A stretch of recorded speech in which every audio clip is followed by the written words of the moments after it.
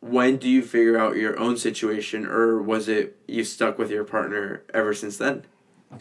That's the story. Wow. We're still together today, and we live together now, and we have a cat. So 3 and a bit years later, I was super fortunate. Her and her family took me in at the time. I seriously had nowhere to go. I think Cal Football had said, we can put you up in a hotel. And I would have been locked down in a hotel for, 3 months? How long was lockdown? 2-3 months? Wow. Until we came back. Longer. I was super fortunate. My girlfriend, Olivia, she's from Sacramento. And so she said, this might be forward, but like you can come with me if you need somewhere to stay. So I ended up moving in with her, and obviously that put our relationship to the test at the time, and it was either going to make or break it. And it was great. And we're together 3 years later. So Personally, I don't like asking my guests about their relationships. I think that's a very personal thing. But considering you brought it up, and considering that it was that serious that quick, were you already dating at the time? Yeah, we were just getting to that point. So like you said, it was like 2 months in. So 2 months in, and you already... We were already like hanging out fairly regularly, and we really liked each other and stuff. But it was really early. We still weren't quote unquote boyfriend and girlfriend. But we were like getting to know each other, and then what do you do when the world goes into a pandemic? Like you can't prepare for a situation like that. So we just handled it the best we could. And her and her family have been incredible for me. And her family is just, the most welcoming people. I love them to death. And they brought me into their family home. And I moved into my partner's family home at 2 months of knowing her. And literally the rest is history. And we had, a pretty good time considering it was COVID, right? Living together, getting to know each other. I got to find out a lot about her life because I was in her family home where she grew up. There's pictures everywhere. And just like going to the places she used to go and eat and stuff. And her family was fantastic. And I'm, forever indebted to them for that because I seriously was homeless. Like, I know that's a big call, but like I would have been in a hotel without a home and without contact for months. So that changed the trajectory of my whole time here. And it was a special 3 months, and then we moved back to Berkeley and moved in together, and we've been living together ever since. Wow. Yeah. That is a crazy turn of events because you go from... Wow, you go from all these crazy things happening in your previous life in Australia with professional sports and everything, and then you get introduced to a new sport, you start playing it, a few months later you move across the world, you meet someone, and then you move in with them. And we're in a pandemic. All at the same time. Wow. And then the Black Lives Matter thing happens. And there's serious uproar in this country.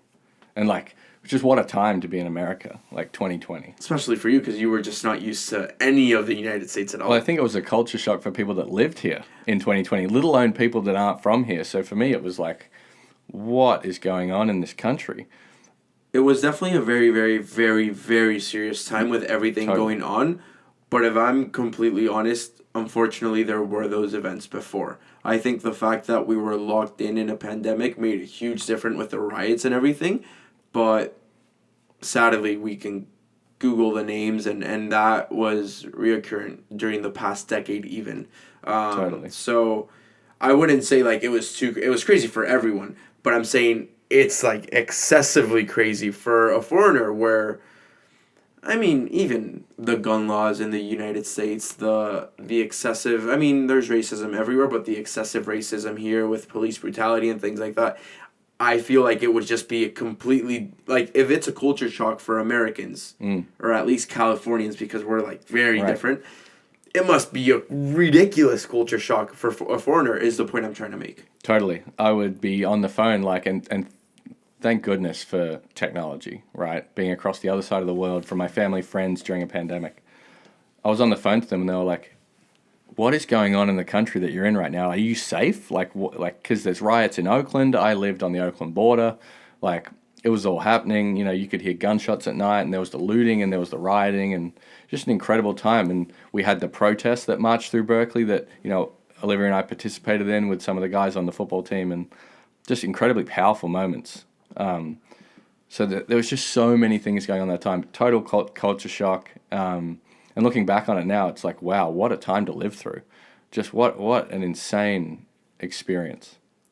But again, I would multiply it by 3 for Yeah. you because, again, you just moved to the country. So it's already crazy. That's one. Yeah. You just moved to the country, which makes it ridiculous. And on top of that, you move in with somebody you've been with for your entire time now in the United States. But dude, even back then, like, at least for me, I cannot imagine meeting someone now and moving in with them in the next 2 months. No.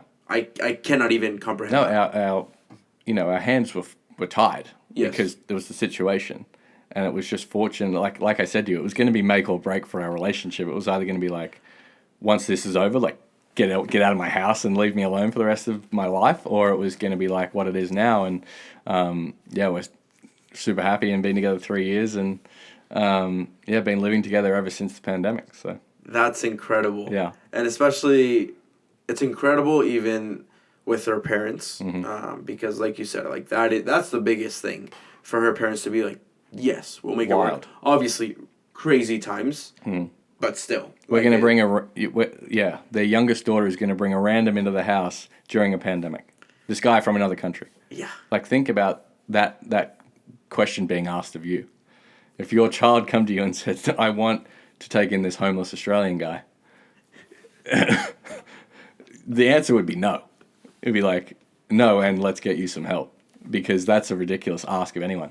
And they were so supportive, and they took me in and put their arms around me, and I felt very safe and welcomed, and unbelievable. But from your partner's perspective, it's a great way to burn the boats. That's just like, all right, we're going to make this work because we're going to make this work, in the sense that once you're here, there's no getting out. Like, we're riding this through.